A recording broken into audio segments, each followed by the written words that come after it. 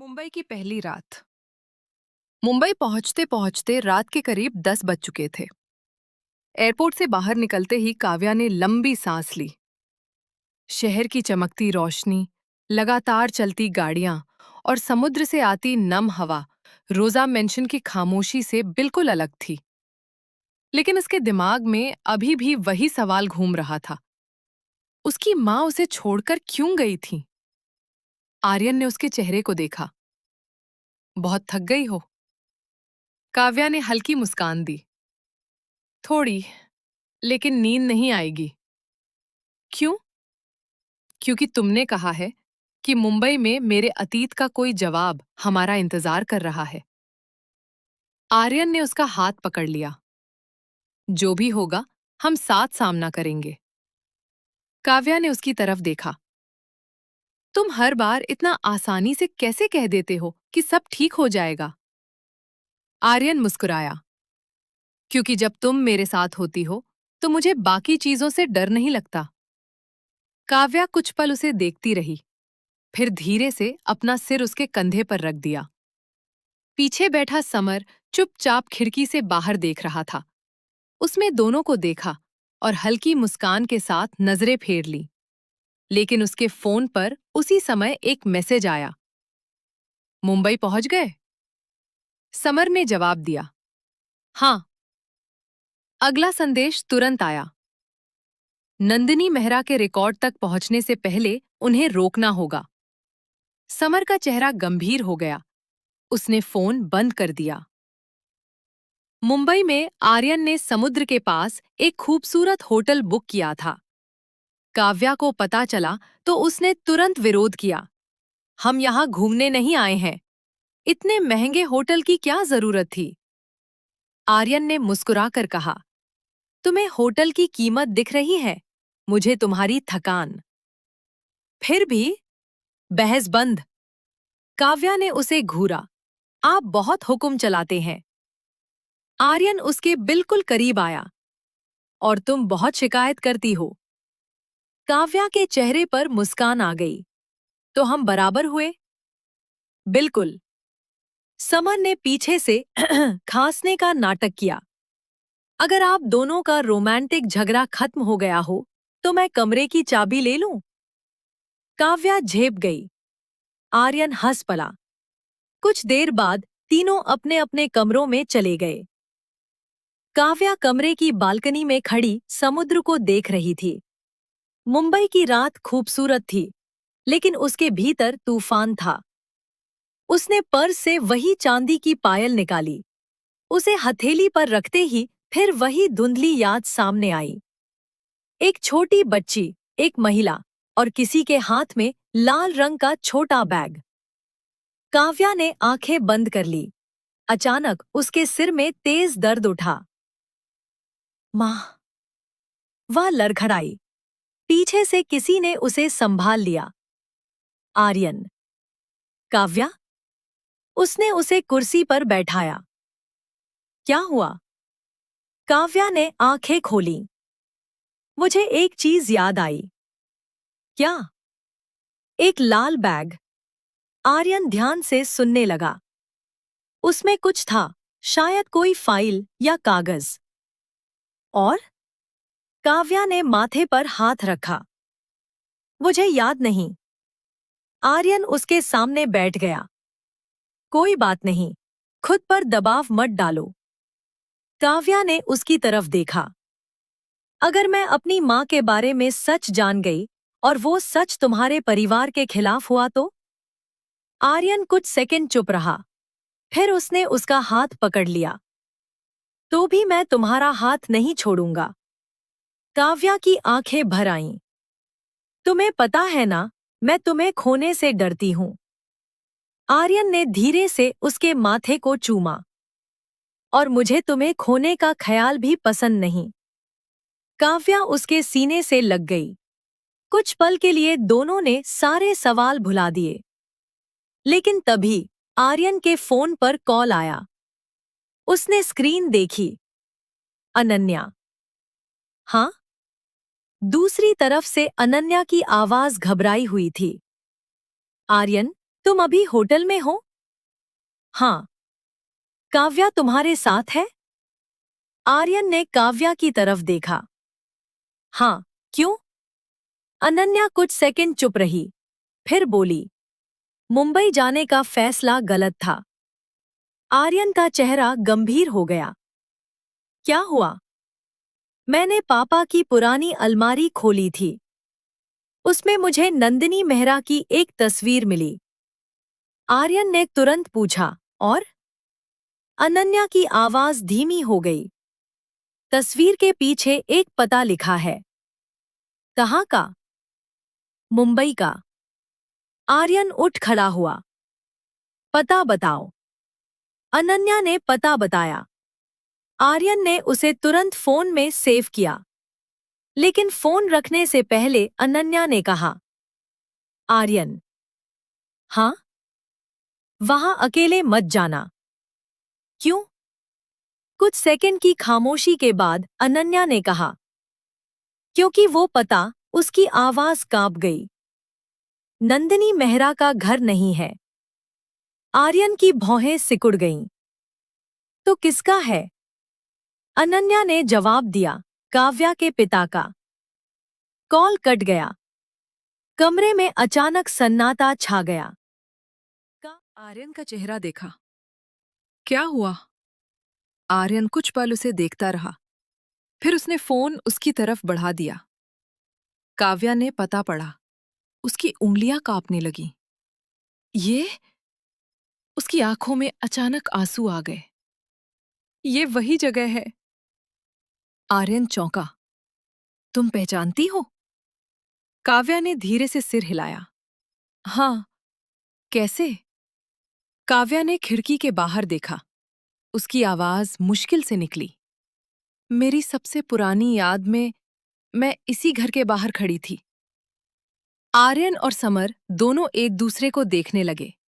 अब उन्हें सिर्फ नंदिनी मेहरा को नहीं ढूंढना था, उन्हें उस घर तक पहुंचना था जहां शायद काव्या के बचपन का आखिरी सच अब भी बंद था।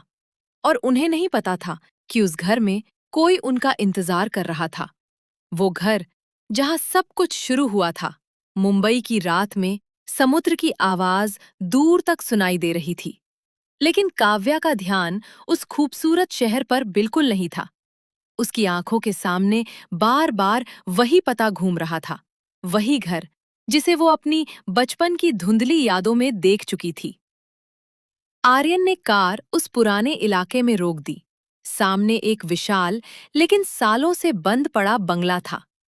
ऊंची लोहे की जाली, सूखे पेड़ और दीवारों पर चढ़ी बेलें। काव्या कार से उतरते ही कुछ कदम आगे बढ़ी। उसकी सांस अचानक रुक गई। यही है।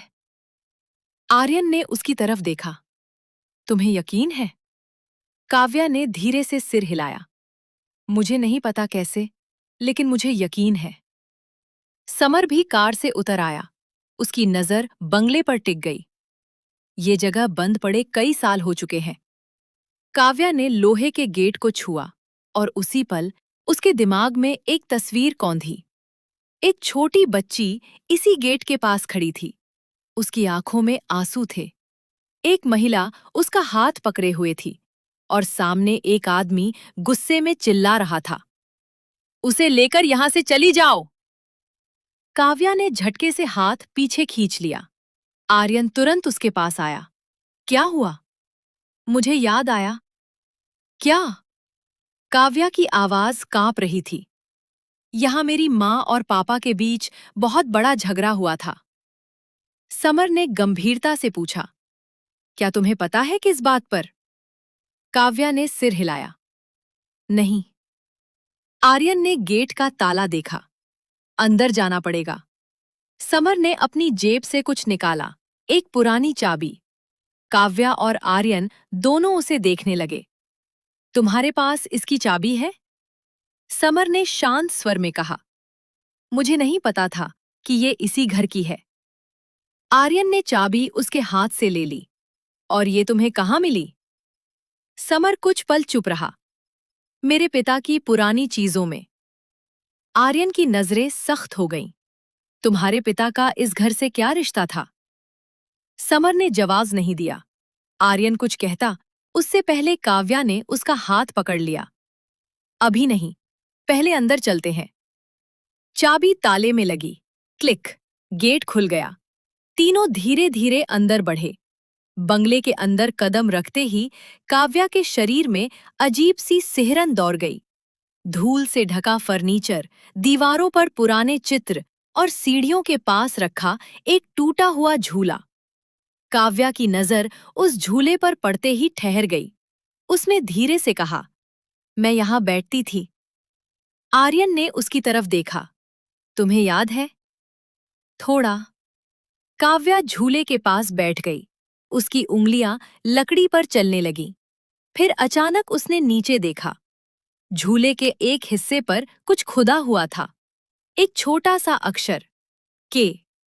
काव्या की आंखें भर आईं। मां ने इसे मेरे लिए बनाया था। आर्यन उसके पास बैठ गया। तुम्हें ये कैसे पता? बस याद आ रहा है। उसने आंखें बंद की। मां मुझे झुलाते हुए गाना गाती थी। आर्यन ने उसका हाथ थाम लिया। याद करने की कोशिश मत करो। जितना खुद याद आए उतना ही ठीक है। काव्या ने उसकी तरफ देखा। तुम मेरे साथ हो ना? हर कदम पर। उनकी नजरें मिली। कुछ पल के लिए कमरे का सारा तनाव जैसे गायब हो गया। काव्या ने धीरे से अपना सिर उसके कंधे पर रख दिया। समर ने उन्हें देखा और चुपचाप दूसरी तरफ चला गया। लेकिन तभी उसकी नजर दीवार पर लगी एक पुरानी तस्वीर पर पड़ी। वह तुरंत रुक गया। तस्वीर में 4 लोग थे।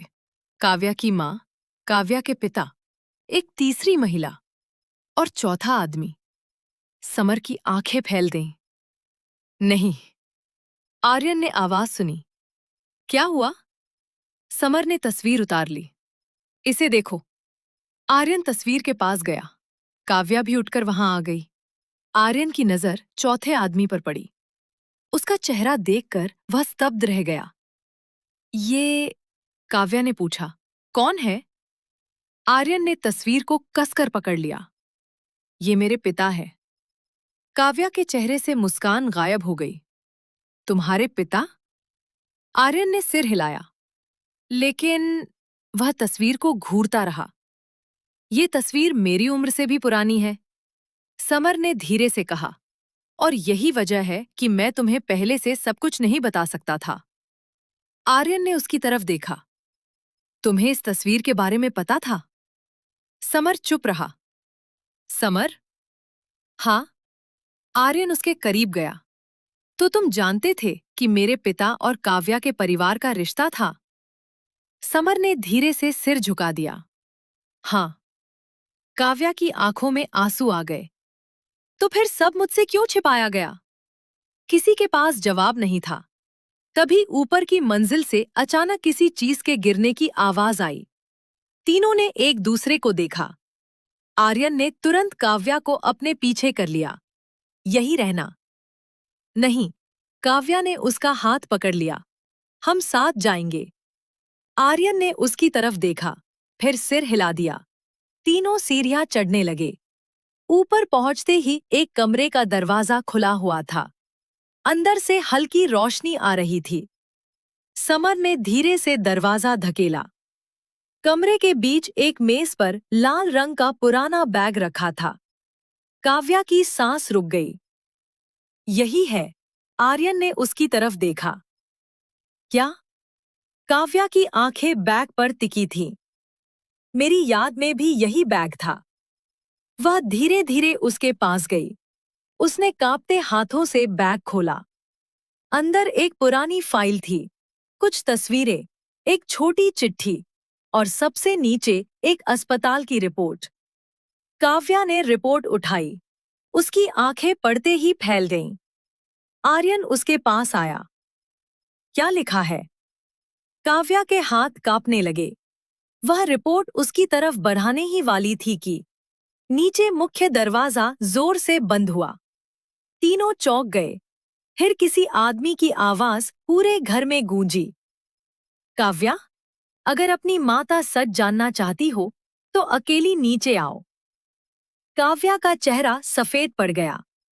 आर्यन ने उसका हाथ और कसकर पकड़ लिया, क्योंकि अब उन्हें यकीन हो चुका था, वे इस घर में अकेले नहीं थे।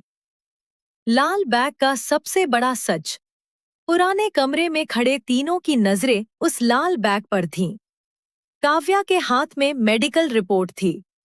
रिपोर्ट के ऊपर उसका नाम साफ लिखा था, काव्या शर्मा। लेकिन नीचे लिखी तारीख देखकर उसके पैरों तले जमीन खिसक गई। वह तारीख उसके बचपन की थी। रिपोर्ट के अनुसार उस समय काव्या को एक गंभीर बीमारी के इलाज की जरूरत थी। उसकी आंखों से आंसू निकल पड़े। मेरे माता पिता ने मुझे कभी नहीं बताया कि मैं इतनी बीमार थी। आर्यन ने रिपोर्ट अपने हाथ में ली। यह रिपोर्ट अधूरी है। क्या मतलब? इसमें इलाज का अगला रिकॉर्ड नहीं है। समन ने फाइल के बाकी कागज देखने शुरू किए। अचानक उसकी नजर एक मुड़े हुए कागज पर पड़ी। उसने उसे खोला।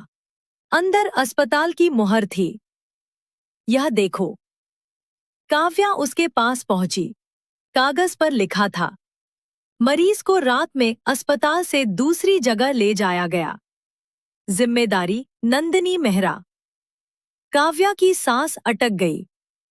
मेरी माँ मुझे अस्पताल से कहीं ले गई थी? समर ने सिर हिलाया। लगता तो यही है। आर्यन ने कागज पलटा। पीछे एक पता लिखा था, मुंबई के ही एक पुराने इलाके का। लेकिन उसके नीचे लाल स्याही से सिर्फ 3 शब्द लिखे थे, यहां मत जाना। आर्यन की आंखों में गुस्सा आ गया। किसी ने हमें डराने के लिए ये सब रखा है। काव्या ने धीमे से कहा, या शायद हमें गलत जगह जाने से रोकना चाहता है। अचानक नीचे से फिर आवाज आई, काव्या। इस बार आवाज पहले से ज्यादा करीब थी। काव्या ने आर्यन का हाथ पकड़ लिया। वही आदमी है। आर्यन ने तुरंत समर की तरफ देखा। तुम यहीं रहो। नहीं। समर ने दरवाजे की तरफ देखा। अगर वह वही आदमी है जिसके बारे में मुझे चेतावनी दी गई थी, तो मैं भी साथ चलूंगा। तीनों सीढ़ियों की तरफ बढ़े। नीचे पहुंचते ही पूरा हॉल खाली था। लेकिन मुख्य दरवाजा खुला हुआ था। बाहर बारिश शुरू हो चुकी थी। आर्यन तेजी से बाहर निकला। गेट के पास सड़क पर एक काली कार खड़ी थी। उसकी हेडलाइट जल रही थी। काव्या पीछे से बाहर आई। जैसे ही कार आगे बढ़ी, उसने नंबर प्लेट देखने की कोशिश की, लेकिन बारिश और अंधेरे के कारण कुछ साफ नहीं दिखा। समर ने अचानक कहा, रुको। उसने सड़क से एक चीज उठाई, एक पुराना चांदी का लॉकेट। काव्या उसे देखते ही जम गई। ये? आर्यन ने पूछा, क्या हुआ? काव्या ने कांपते हाथों से लॉकेट लिया। ये मेरी मां का है। उसकी आंखों से आंसू बहने लगे। लॉकेट के पीछे एक छोटा सा अक्षर खुदा था, N, नंदिनी। लेकिन लॉकेट के अंदर की तस्वीर देखकर तीनों हैरान रह गए। तस्वीर में नंदिनी अकेली नहीं थी। उनके साथ एक छोटी बच्ची थी, काव्या, और उनके पीछे खड़ा आदमी। उसे देखते ही आर्यन के चेहरे का रंग उड़ गया। ये? काव्या ने उसकी तरफ देखा। तुम उसे जानते हो? आर्यन कुछ बोल नहीं पाया। समर ने तस्वीर अपने हाथ में ली। उसने आदमी का चेहरा ध्यान से देखा, फिर धीरे से बोला, ये आदमी तुम्हारे पिता नहीं है। काव्या ने हैरानी से पूछा, तो कौन है? समर ने जवाब देने के बजाय आर्यन की तरफ देखा। आर्यन की आंखें उस तस्वीर पर जमी थीं। मैंने इन्हें देखा है। कहाँ? आर्यन ने धीरे से कहा, पापा के पुराने ऑफिस में। काव्या का दिल तेजी से धड़कने लगा। कौन है ये? आर्यन ने अपना सिर उठाया। मेरे पिता के सबसे पुराने बिजनेस पार्टनर। वह रुक गया। रघुवीर मल्होत्रा। समर की आंखों में भी पहचान की चमक आई। रघुवीर मल्होत्रा। काव्या ने नाम दोहराया। उसे अचानक एक और बचपन की याद आई। एक आदमी उसके सामने झुककर मुस्कुरा रहा था। उसके हाथ में यही लॉकेट था और वह कह रहा था, तुम्हें जल्द ही अपनी माँ के पास वापस जाना होगा। काव्या ने अचानक अपनी आंखें खोल दी। मुझे याद है। आर्यन तुरंत उसके पास आया। क्या? मैंने उन्हें देखा था। कब? बचपन में। उसकी आवाज कांप रही थी। वो हमारे घर आए थे। माँ उनसे बहुत डर रही थी। आर्यन ने उसका हाथ पकड़ लिया। तुम्हें और क्या याद है? काव्या ने आंखें बंद कीं। एक पल, दो पल, फिर अचानक उसका चेहरा बदल गया। माँ ने उनसे कहा था, वह मुश्किल से बोल पाई, अगर मेरी बेटी को कुछ हुआ तो मैं सबको सच बता दूंगी। आर्यन और समर दोनों स्तब्ध रह गए। तभी समर के फोन पर कॉल आया। उसने स्क्रीन देखी। अज्ञात नंबर। उसने कॉल उठाई। दूसरी तरफ कुछ सेकंड तक कोई नहीं बोला। फिर एक भारी आवाज आई। तुम लोगों ने लाल बैग खोल दिया? समर ने तुरंत पूछा, तुम कौन हो? दूसरी तरफ हल्की हंसी सुनाई दी। अब सवाल पूछने का वक्त खत्म हो चुका है। कॉल कट गया। समर ने फोन नीचे किया। आर्यन ने पूछा, क्या कहा उसने? समर ने उसकी तरफ देखा। उसे पता है कि हमारे पास बैग है। काव्या ने अचानक बैग अपनी तरफ खींच लिया। तो इसमें ऐसा क्या है जिसके लिए कोई हमें रोकना चाहता है? आर्यन ने बैग दोबारा खोला। अंदर फाइल के नीचे एक छोटा सा कागज दबा हुआ था। इस बार उस पर कोई धमकी नहीं थी। सिर्फ एक नाम था, नंदिनी मेहरा, अंतिम गवाही। काव्या ने कागज को देखा। उसके चेहरे पर डर के साथ एक अजीब दृढ़ता आ गई। अब हम पीछे नहीं हटेंगे। आर्यन ने उसका हाथ थाम लिया। कभी नहीं। समन ने चुपचाप उनकी तरफ देखा, लेकिन उसके चेहरे पर एक अलग ही चिंता थी, क्योंकि वह जानता था, नंदिनी की अंतिम गवाही अगर मिल गई तो सिर्फ काव्या का अतीत नहीं खुलेगा। आर्यन के परिवार की नींव भी हिल सकती थी। और उसी रात शहर के दूसरे छोर पर रघुवीर मल्होत्रा अपने कमरे में बैठा एक पुरानी तस्वीर जला रहा था। तस्वीर के जलने से पहले उसका आखिरी हिस्सा दिखाई दिया, नंदिनी, छोटी काव्या और आर्यन के पिता। रघुवीर ने राख को देखा और धीमे से कहा, इतने साल बाद भी तुम दोनों मुझे चैन से नहीं रहने दोगे। नंदिनी की आखिरी गवाही रात के उस सुनसान बंगले में बारिश लगातार हो रही थी।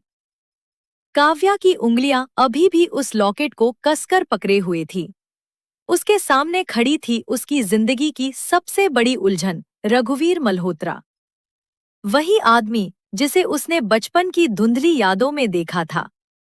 वही आदमी जिसका नाम अब उसकी माँ की आखिरी निशानी के साथ जुड़ चुका था। और वही आदमी जिसे देखकर आर्यन का चेहरा गुस्से से भर गया था। काव्या, तुम मेरे साथ रहोगी। आर्यन ने उसका हाथ थाम लिया, लेकिन काव्या की नजरें सामने टिकी थी। मुझे उससे बात करनी है। मुझे उससे बात करनी है। आर्यन ने तुरंत उसका हाथ खींच लिया। बिल्कुल नहीं। आर्यन, नहीं। उसकी आवाज में पहली बार डर साफ था। जिस आदमी ने तुम्हें इतने सालों तक सच से दूर रखा, मैं उसे तुम्हारे पास नहीं जाने दूंगा।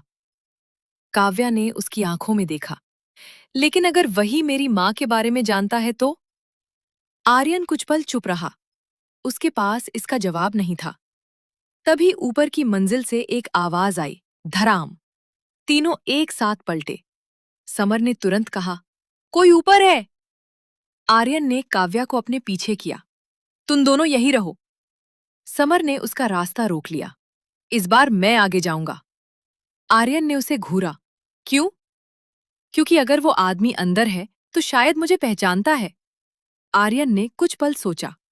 फिर दोनों सीढ़ियों की ओर बढ़ गए। काव्या पीछे रह गई। लेकिन जैसे ही दोनों ऊपर पहुंचे, नीचे का मुख्य दरवाजा अपने आप बंद हो गया। काव्या पलटी। आर्यन! कोई जवाब नहीं। उसने दौड़कर दरवाजा खोलने की कोशिश की। ताला बाहर से बंद था। उसका दिल तेजी से धड़कने लगा। आर्यन! तभी उसके पीछे किसी ने धीमे से कहा, डरने की जरूरत नहीं है। काव्या जम गई। धीरे धीरे उसने पलट कर देखा। सामने एक बुजुर्ग महिला खड़ी थी। उनके हाथ में पुरानी फाइल थी। काव्या ने उन्हें पहले कभी नहीं देखा था। आप कौन हैं? महिला ने उसकी तरफ देखा। मैं तुम्हारी माँ की दोस्त थी। काव्या की आंखें फैल गईं। मेरी माँ की? महिला ने सिर हिलाया। नंदिनी ने कहा था कि अगर कभी तुम यहां वापस आओ तो ये तुम्हें दे दूं। उन्होंने फाइल काव्या की तरफ बढ़ा दी। काव्या ने कांपते हाथों से फाइल ले ली। लेकिन आपको कैसे पता था कि मैं यहां आऊंगी? महिला की आंखों में उदासी उतर आई। क्योंकि तुम्हारी माँ को पता था कि एक दिन तुम सच ढूंढते हुए यहां जरूर आओगी। काव्या ने फाइल खोल दी। पहले पन्ने पर नंदिनी की लिखावट थी। मेरी बेटी काव्या के लिए। काव्या की आंखों से आंसू गिरने लगे। उसने पढ़ना शुरू किया। अगर तुम ये पढ़ रही हो तो इसका मतलब है कि मैंने तुम्हें खुद सच बताने का मौका खो दिया। काव्या ने होठ भींच लिए। तुम्हें कभी ये मत मानना कि मैंने तुम्हें छोड़ा था। मैंने तुम्हें बचाने के लिए तुमसे दूरी बनाई थी। काव्या का दिल टूटने लगा। जिस दिन तुम्हारे पिता को पता चला कि तुम्हारी जान खतरे में है, उन्होंने तुम्हें मेरे साथ भेज दिया था। लेकिन जिस आदमी से हम बच रहे थे, वह हमारे बहुत करीब था। काव्या ने अगली लाइन पढ़ी। फिर अचानक उसकी आंखें एक शब्द पर रुक गईं। रघुवीर। उसने फाइल बंद कर दी। तो वही था। महिला ने कुछ नहीं कहा। काव्या की आंखों में अब आंसू नहीं थे, सिर्फ गुस्सा था। लेकिन मेरी माँ ने मुझे कहाँ भेजा था? महिला ने जवाब दिया। तुम्हें तुम्हारे पिता के पास नहीं भेजा गया था। तो तुम्हें उस परिवार के पास भेजा गया था जिस पर तुम्हारी माँ को सबसे ज्यादा भरोसा था। काव्या का दिल तेजी से धड़कने लगा। कौन सा परिवार? महिला ने धीरे से कहा।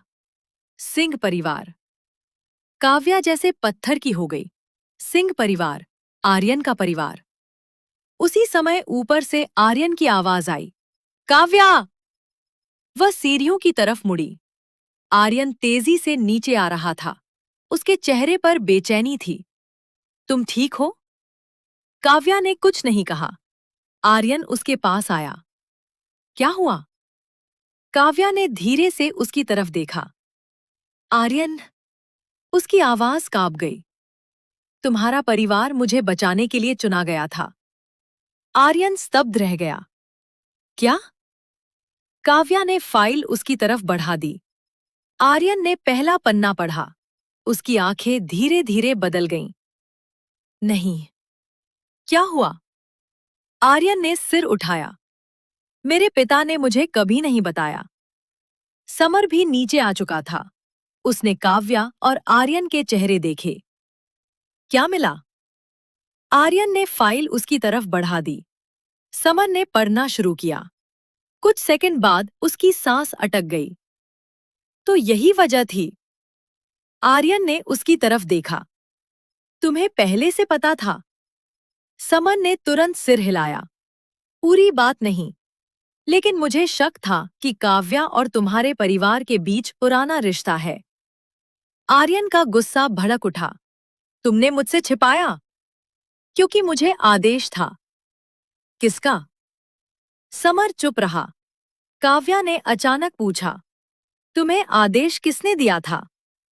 समर ने उसकी तरफ देखा, फिर धीमे से कहा, तुम्हारी माँ ने। काव्या की आंखें फैल गईं। मेरी माँ ने? हाँ। समर ने आगे कहा, उन्होंने मुझसे कहा था कि जब तक सही समय मैं तुम्हें तुम्हारे अतीत के बारे में कुछ नहीं बताऊं। आर्यन चुप हो गया। काव्या की आंखों से आंसू बहने लगे। इतने सालों से उसे लगता था कि उसकी माँ उसे छोड़कर चली गई थी, लेकिन सच्चाई कुछ और थी।